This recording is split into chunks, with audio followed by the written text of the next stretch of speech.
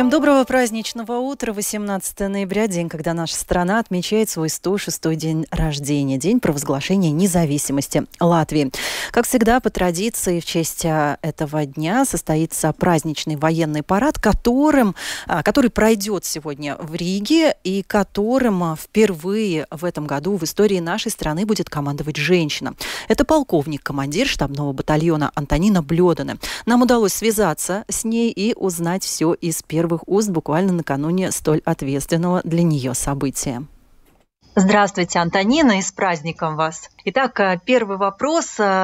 Как вы восприняли новость о том, что вы будете командовать парадом? Насколько это было для вас неожиданное известие? Ziniet, godīgi sakot, paldies Dievam, ka sēdēju krēslā un tāpēc nenokritu.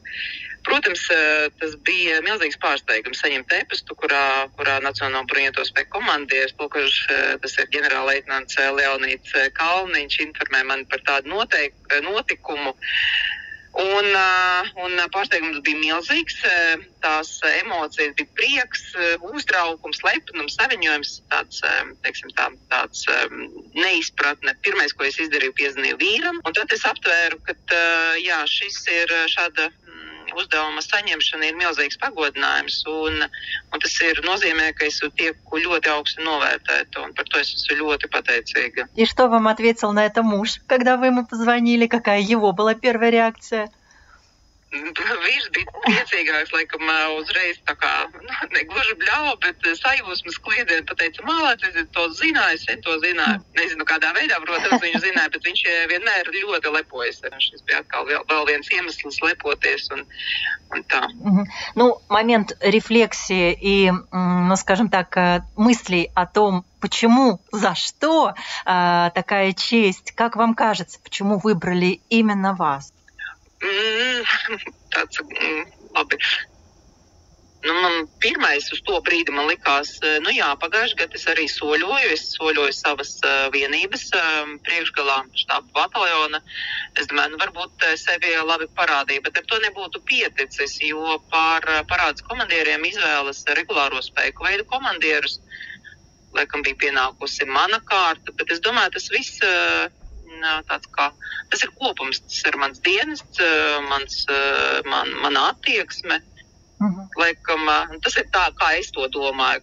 Kādi ir īstie iemesli, to laikam būtu jāprasa bez komandiera. Viņš laikam zinātu labāk atbildēt, kāpēc viņš izvēlēs tieši mani.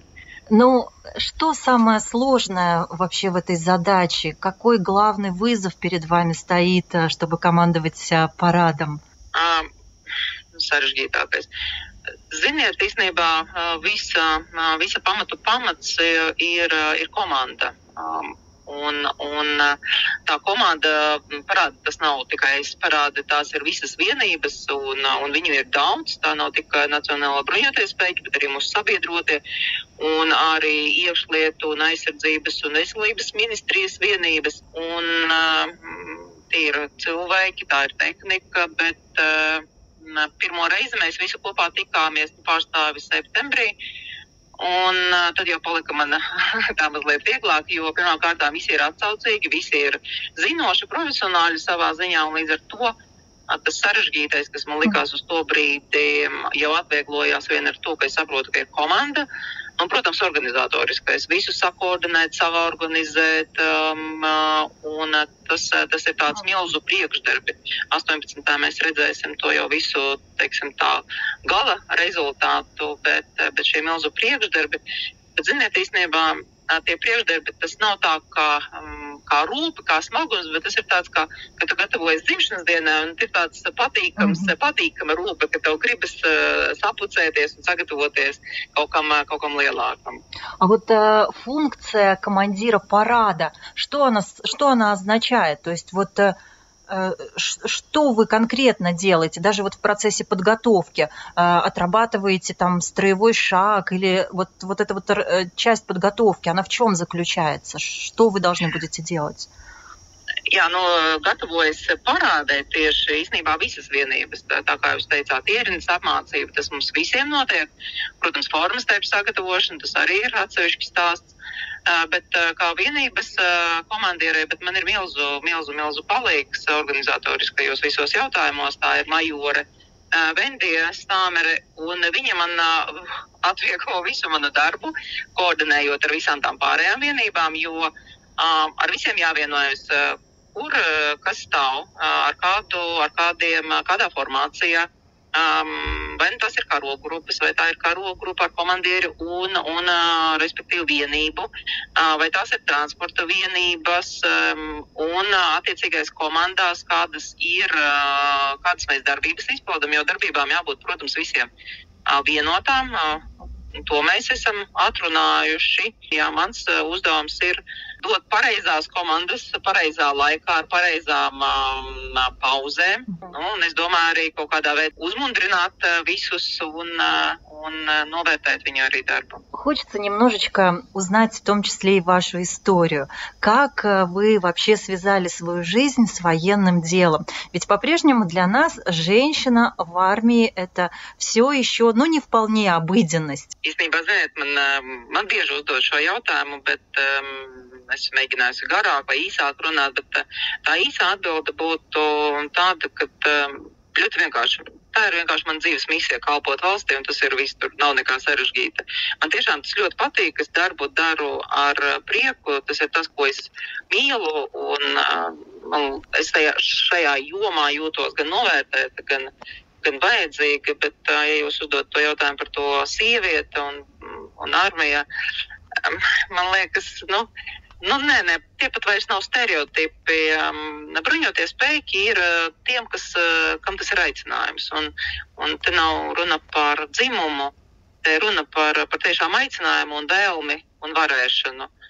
Un tas stereotips, ka bruņoties spēki mēs varam zaudēt savu sievišķību, ziniet, man liekas, es savu sievišķību neesmu pazaudējusi, un arī es redzot kolēģis, man ir ļoti daudz kolēģu, visas ir, paldies Dievam, dažādas, atšķirīgas, bet viņas tāds arī bija pirms uzsākt dienestu, un, man liekas, dienests nav viņas ne lauzis, ne mainījis, ne mazinājis viņu sievišķību. Mēs esam, un paliekam arī sievietes, protams, es darbā, esmu karavīrs, esmu virsniece, es esmu komandiere, bet mājās es esmu sieva, māte, meita, māsa. Как раз и хотела спросить про это. Удается ли выключить командира, когда вы находитесь дома? Īstenībā ļoti labi sanāk, jo bērni uzreiz izslēdz mani jebkādu komandieru un jebkādu karavīru, un es palieku mamma un mamma. Un tas ir viss, un paldies Dievam, man vīrs dot iespēju sajusties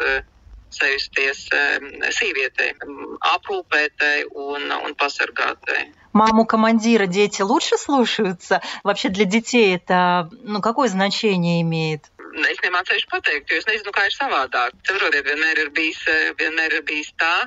Mēs īstenībā varbūt ne labāk klausās, man liekas, mēs mājās ļoti daudz runājam, gan ar vīru, gan ar bērniem. Mēs vienmēr visu izrunājam. Mums ir tāds nepārtrauktais dialogs un runāšana. Un tāpēc par to paklausību.